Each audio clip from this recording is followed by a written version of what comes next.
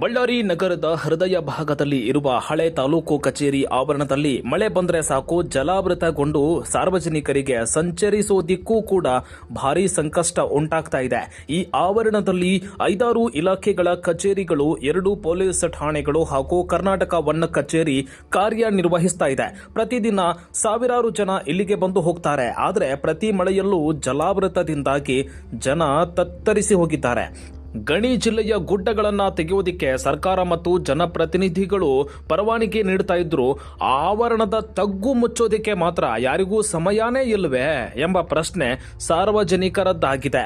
ಕೂಡಲೇ ಪಾಲಿಕೆ, ಜಿಲ್ಲಾಡಳಿತ ಅಧಿಕಾರಿಗಳು ಎಚ್ಚೆತ್ತು ಈ ಸಮಸ್ಯೆಗೆ ಸ್ಪಂದಿಸುತ್ತಾರಾ? ಕಾದು ನೋಡಬೇಕಾಗಿದೆ. ಹೊನ್ನೂರಸ್ವಾಮಿ, KT, ಪಬ್ಲಿಕ್ ನೆಕ್ಸ್ಟ್, ಬಳ್ಳಾರಿ. ಯಾಕಂದರೆ ಇದು ಹಳೆ ತಾಲೂಕು ಆಫೀಸು, ಯಾಕಂದರೆ DC ಆಫೀಸ್ ಅಪೋಸಿಟ್ ಇದೆ ಹಳೆ ತಾಲೂಕು ಆಫೀಸು.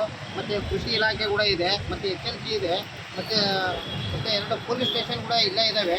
ಯಾಕಂದರೆ ದಿನನಿತ್ಯ ಸಾವಿರಾರು ಜನರು ಇಲ್ಲಿ ಈ ರೋಡಲ್ಲಿ ಅಡ್ಡಾಡ್ತಿದ್ದಾರೆ.